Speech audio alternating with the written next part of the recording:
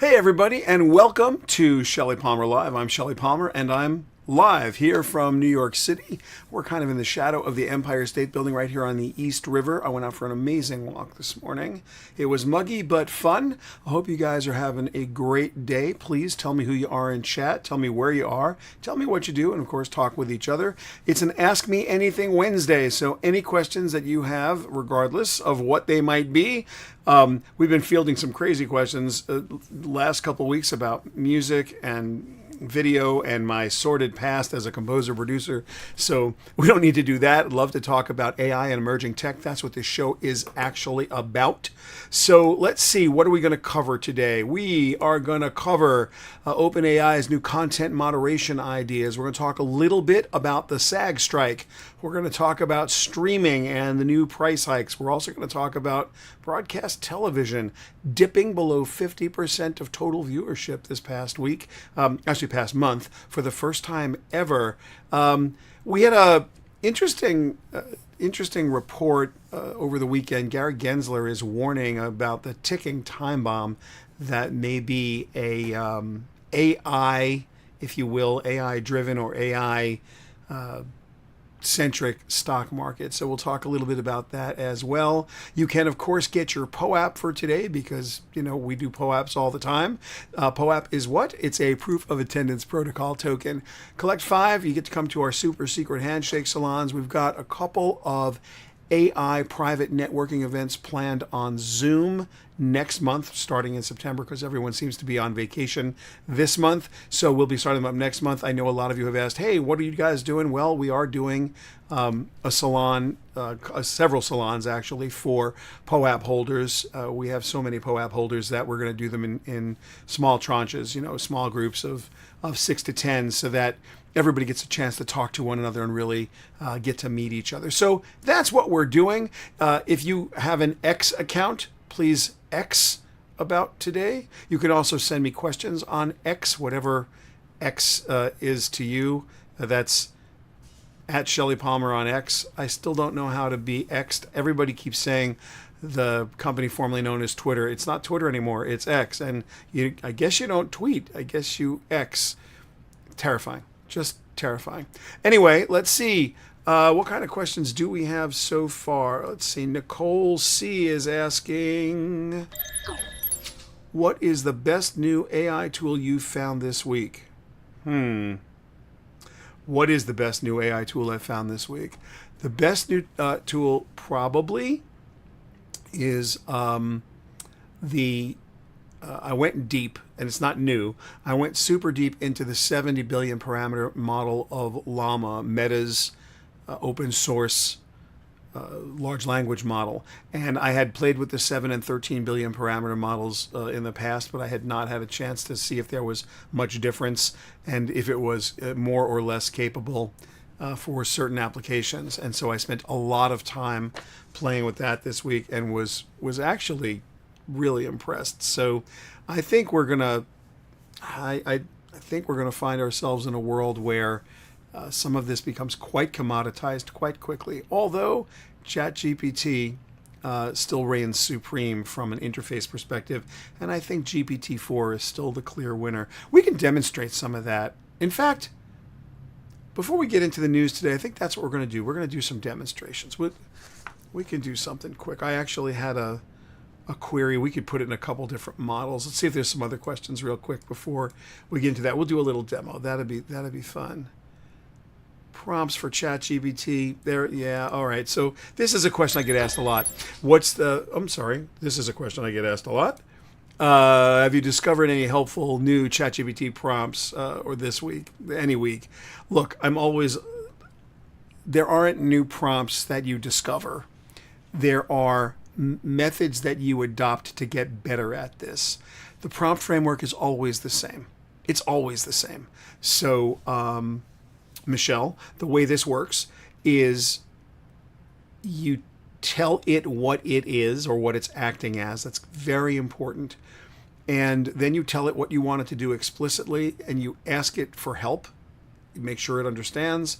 And you can also ask it to work out the problem step by step, so it will share its strategy with you before it goes forward.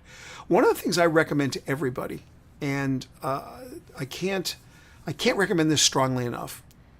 If you are a habitual user of ChatGPT or Claude or Bard or any of the chat interfaces, work with a template so that you're rigorously doing the same thing when you're asking it to help you.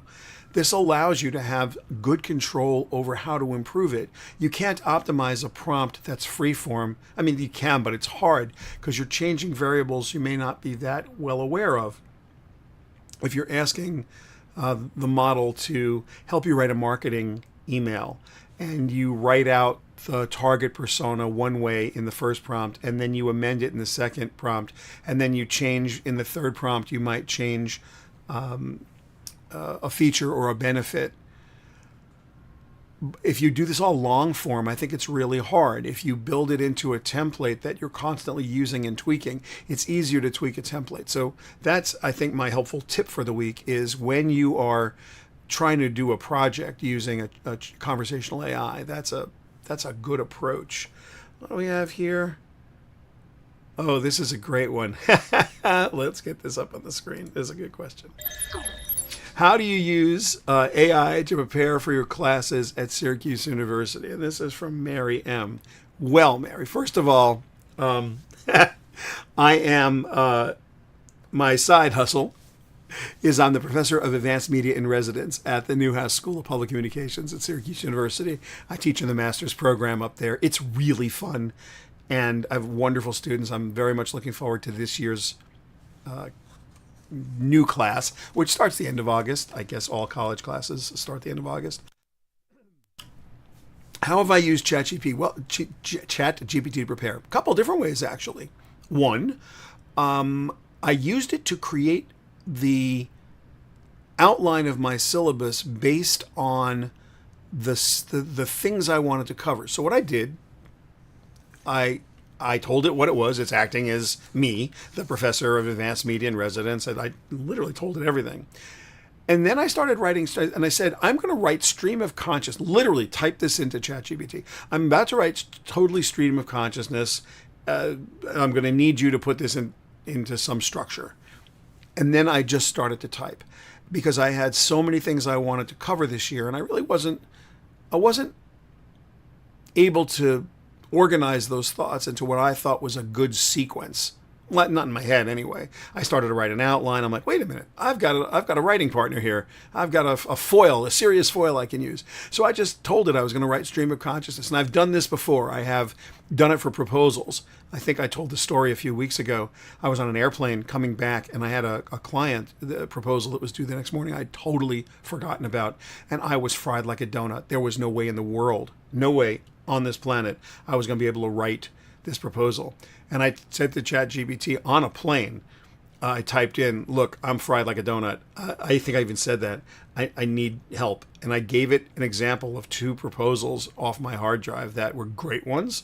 And I said, I'm going to write nonsense, and you're going to have to make sense of it and put it in proposal form. And I literally typed stream of consciousness on the plane. I was half asleep, truly half asleep.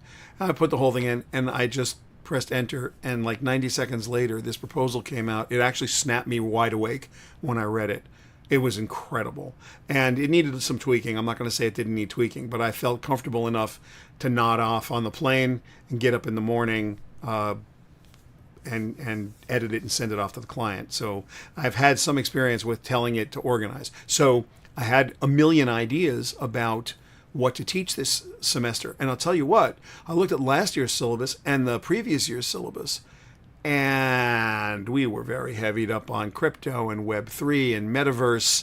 We were very heavied up on the structure of the current media business, which has changed completely. It is unbelievable to me how much technology and the media business has changed in the last 3 years. So going into this year's class, I just wrote this stream of consciousness thing, and it did a beautiful outline. And then I worked with it as a writing partner. I asked it to work things out step by step and back and forth. With my AI co-worker, we created, I would say, 80% of the syllabus I'm going to use. And then I sat down, and just made it what I wanted it to be. But what a wonderful time saver and what a great productivity enhancer. Now, what I didn't use it for, I didn't use it to pick the topics. I didn't say, tell me what to teach, because how could it know? And I didn't, that's not its job. Its job was to help me organize my thoughts, to get things cut. And by the way, it's not stuff I couldn't have done on my own. Of course I could have. The difference is that would have taken me 3 or 4 hours in the afternoon and a lot of thought, on my morning walks. Took about 15 minutes walking back and forth. And what I love to tell ChatGPT, and you should too, is it knows the book Strunk and White, The Elements of Style, and it knows Rule 17, omit needless words. So yeah, you wanna when it's getting verbose, you wanna tell it Rule 17, please, and it will absolutely know, which I think is pretty funny. Let's see. Let's go ahead and do that demonstration before we get into the news. We got some time. Let's go into ChatGPT. Hold on, let me see if I can get ChatGPT going here. Do I want to start with ChatGPT? Let's do something crazy. Let's start here. So let's say we had, I just need a second to call up. Let's say we had a pipeline. Here's a pipeline. This is dummy data. This is 500 dummy data people in USA. It's just like a classic thing that I use in order to help me when I'm writing any kind of program that requires data analysis. I guess a lot of people do. I have dozens of spreadsheets of 500, 1,000, or 1,500, CRM datas or sales pipeline datas or viewership data, media consumption data, just so I can, experiment. So this is just a fake sales pipeline. So let's ask ChatGPT to write a sales report. Let me copy a prompt we could use really quickly. I wasn't quite ready to do this, but I want to do something like this for you guys. All right, let's type this out. There we go. In Google Sheets, because that was a Google Sheet. Write a Google Apps script that evaluates rows 3 through the end of the tab. The script should look for a value in the first 6 characters of the notes field. Oh, that should probably say notes field.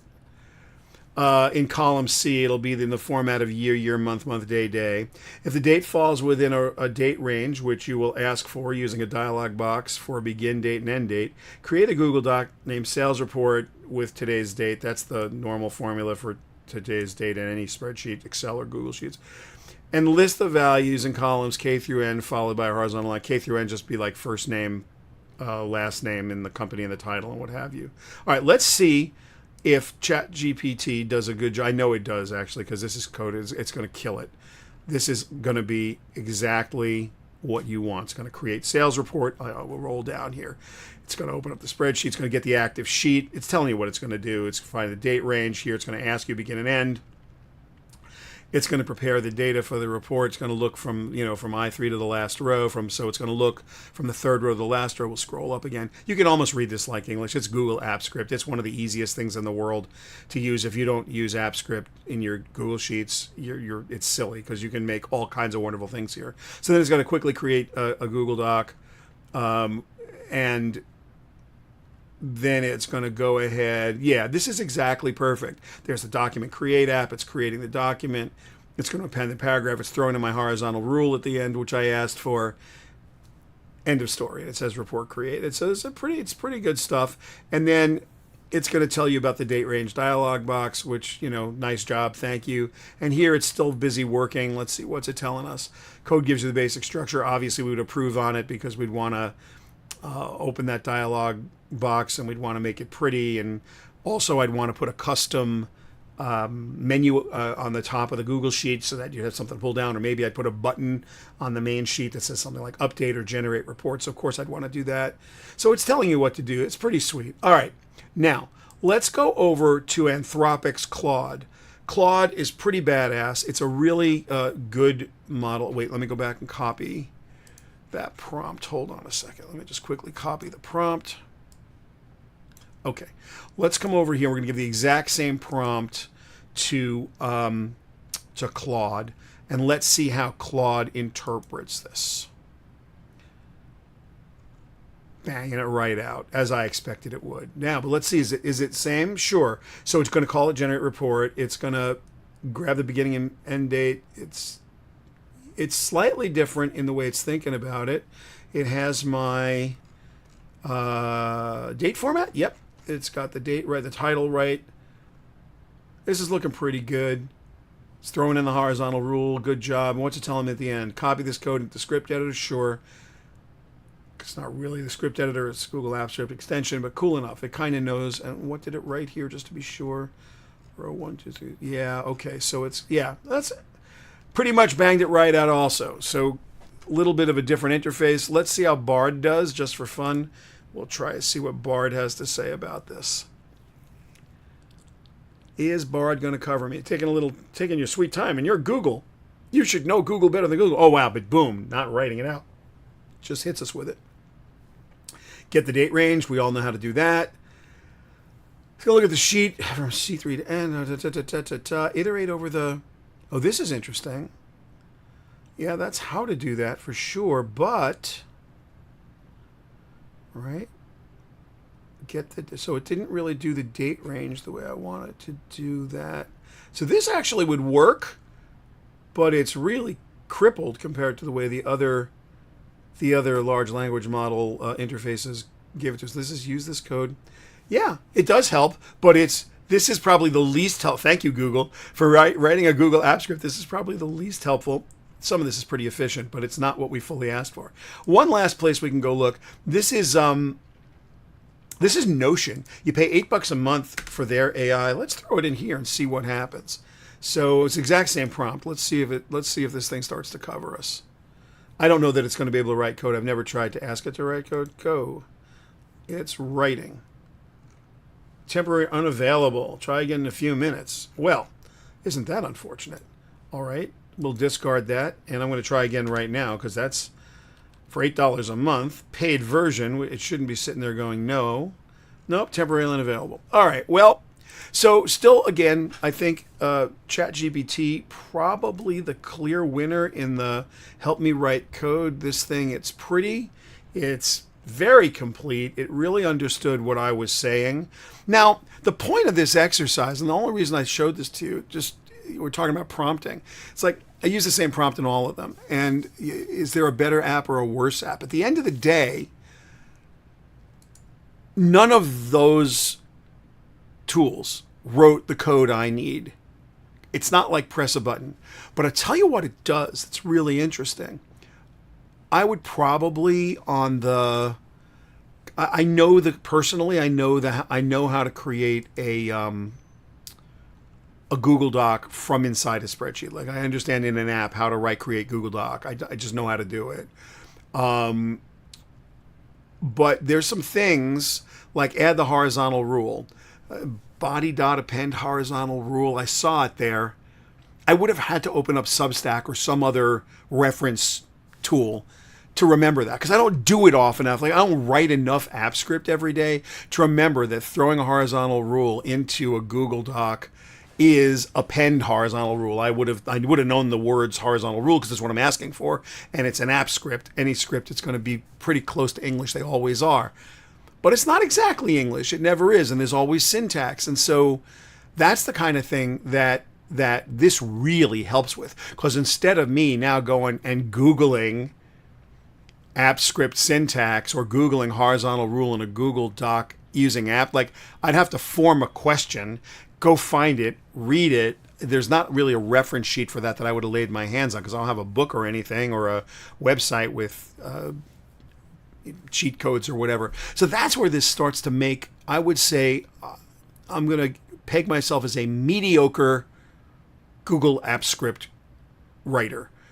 Not bad. I'm not great. I can do it. I know the syntax more or less.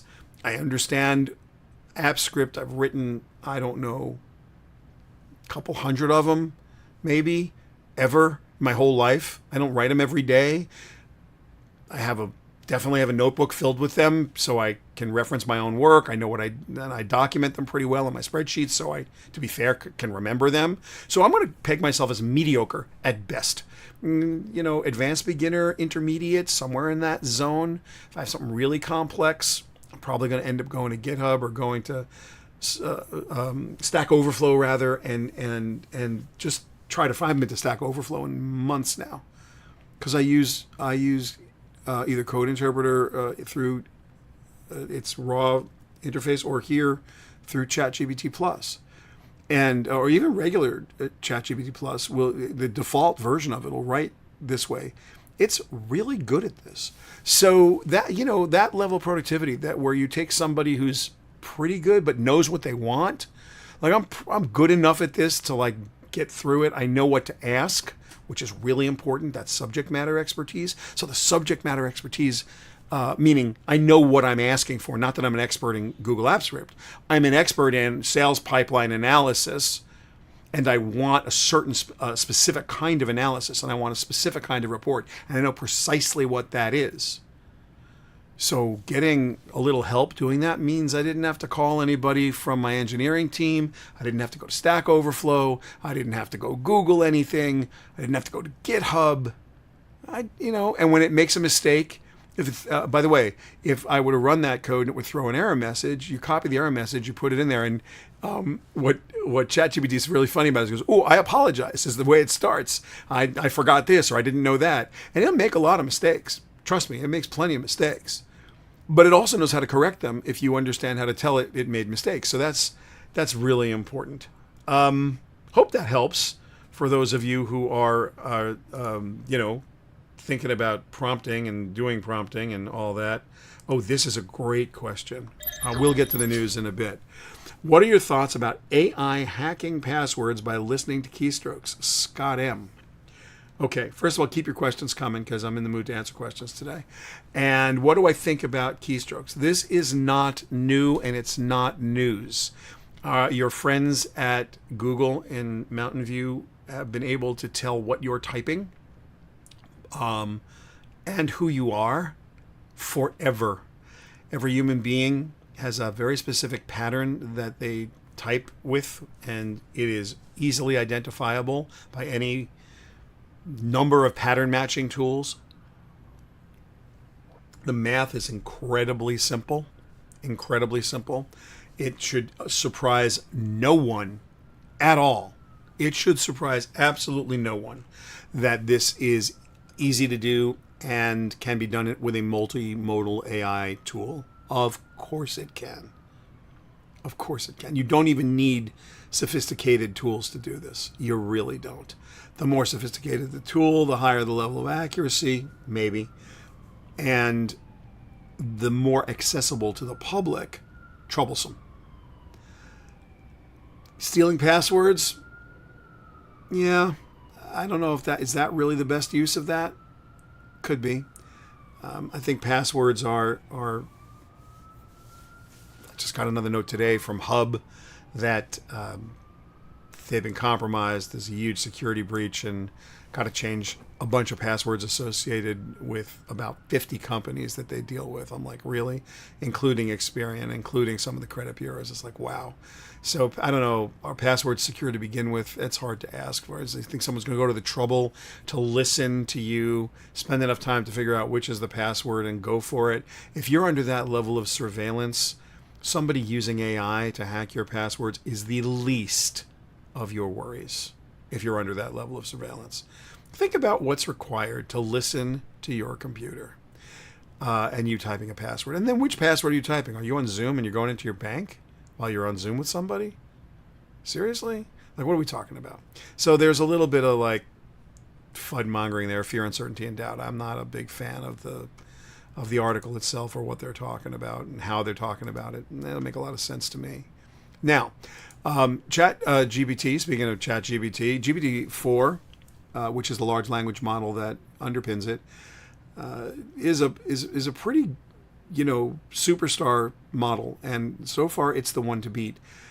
Everybody's concerned that moderating its usage, moderating the content in and out, as well as constraining its output is really important. And OpenAI proposed what we already know about content moderation. I'm going to quote from them. This is their own blog. I'm just going to do a quick quote from them. It says, by examining the discrepancies between GPT-4's judgment and those of a human, the policy experts can ask GPT-4 to come up with reasoning behind its labels, analyze the ambiguity in policy definitions, resolve confusion, and provide further clarification in the policy accordingly. That's from OpenAI.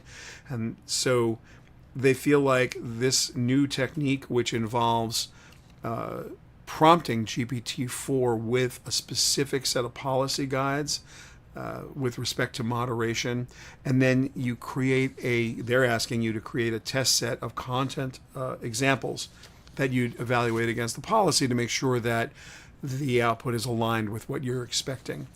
I think this is going to become commonplace, and I mean highly commonplace, because the idea of asking a question to a language model that reflects the entirety of the corpus, which is the good and bad of humanity, which is the accuracy and inaccuracy of people who write for fun, who write opinions, as well as people who write journalistically, or people who write fact-based reports, or people who manipulate numbers to make reports that support their own causes.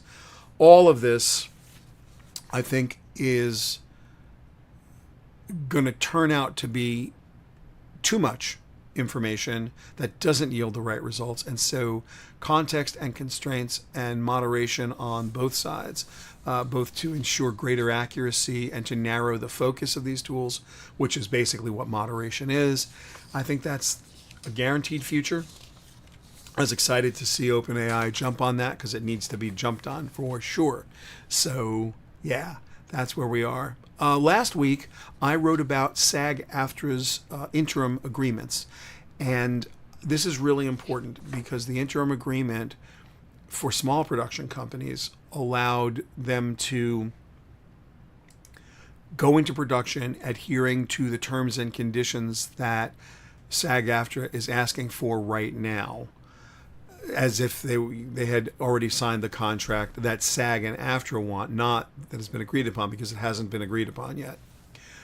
The Writers Guild thought this was not great, and in the USA yesterday, the Guild sent out a notice that said you can't sign interim agreements in domestic productions, and they laid out a list of things you can and cannot do in order to help support the Writers Guild strike. So if you're a production company, obviously you already know how to do this, but what I wanted to bring up is that neither side is talking. The interim agreements are now more constrained than they were a week ago, so we're in a bit of a content hell right now.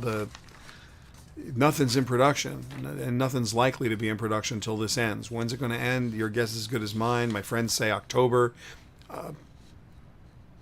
Big studios are saving a little bit of money right now. They'd rather not, to tell you the truth. It's going to look good for Wall Street, but it's not going to look good for anybody else. At the end of the day, you need content.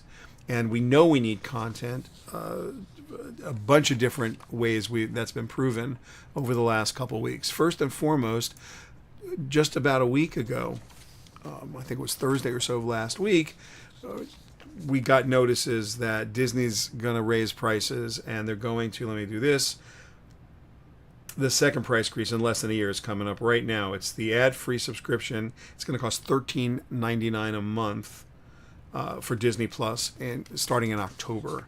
That seems heavy. Hulu, which is primarily owned by Disney, by the way. Let me read this. They're increasing their ad-free tier to $17.99 a month, which is super heavy.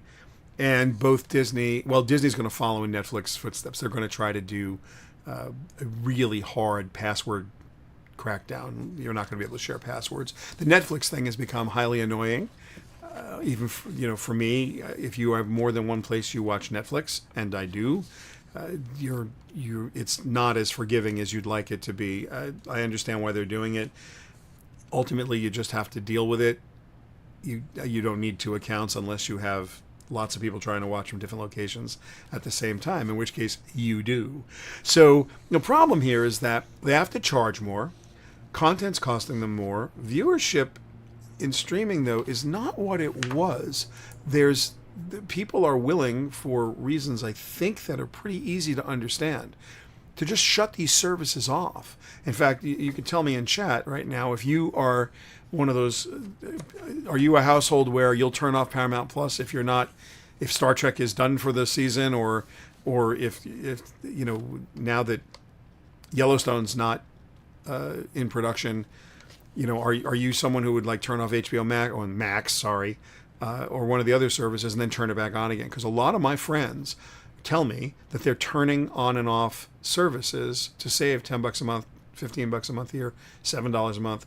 I think that's more annoying than spending the money. And most of the people who are talking to me about this are people who are just incensed by the being nickel and dimed to death for stuff they don't care about. When it was a cable bundle at $100, you didn't have a choice. Here, the whole theory of a la carte was I'm going to turn this stuff on and off if I don't need it. So I think there's a lot of vulnerability there. So much so that the next story, this is the story that blew my mind. You can't get too excited about it. This is the July book. It's Nielsen. Remember, the writer's strike is on, so there's no late night television. It's all reruns and late night. And pretty much all of television, broadcast television, traditional television, is reruns in the summer. No one's putting out new product in the summertime. Streaming is, but not traditional TV.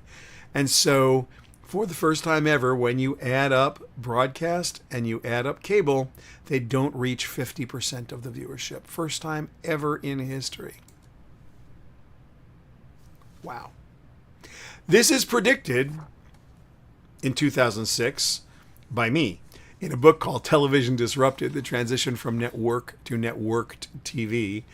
That book predicts that we are going to go there. It also articulates in very gory detail the difference between having windows for distribution that include the initial release or theatrical release of a movie, then the windows for pay-per-view, then DVDs, and then ultimately soundtracks and CDs, and then it goes to hotels and airlines and on and on and on. By the time you were done, call it 17 years ago when Television Disrupted was written, you pick up $250 per person who was a fan of your work. Now you're talking cents per person because it's going to one streaming service that you subscribe to for somewhere between, call it $5 and $20 a month, but you get all the other content too. And productions cost more now, not less. And money in the TV business, from a content perspective, only ever goes one way. It gets more expensive. Only. Doesn't get cheaper. Can't get cheaper. Will never get cheaper. If you have a hit show, you're going to get more next season, and every actor is going to get more next season, and every showrunner is going to get more. There's going to be people who want to produce as opposed to just act, and they're going to want producer money, and people want front screen credit. When you have a hit show, everybody's hand is extended, palm open, and they're looking for more money. So content never gets cheaper, especially hit content, ever. A couple things while we're at it. Remember, you can still get today's POAP. You'll be able to get it all week, actually. ShellyPalmer.com/POAP. You collect 5 of them. You can come to our gatherings, our private gatherings for POAP owners only or POAP holders only. If you're interested in learning more about AI, we have a really nice resource page. It's completely free of charge. ShellyPalmer.com/AI. You go there, you will find things like Meta Academy's Generative AI for Execs course, completely free for you. It's updated weekly. Now we want to make sure that everybody is up to date all the time. I wanted to write a book, but I couldn't keep it up to date. It would be published and out of date. So the course is 100% up to date all the time. It's going to teach you about how to use ChatGPT, how to use Claude, how to use Bard, what the differences are. You're going to learn about the decision matrix you need to determine whether the tool is the correct tool, how to use your private data, best practices across the board, privacy, how to protect yourself from hallucinations, all that other stuff. So that's a resource, and you can find it at either ShellyPalmer.com/AI, or you can go directly to courses.ShellyPalmer.com to find it. One of the things about AI that I thought was well understood was that it had been used forever. I don't know a time when AI wasn't part of the conversation with respect to data science and automation. It was called either machine learning or catch-all phrase artificial intelligence. Some scientists said that AI was a subset of machine learning. Some people said machine learning was a subset of AI. Everybody's got slightly different words for it, but at the end of the day, the idea that a machine can operate on its own without being explicitly programmed to do something is pretty powerful.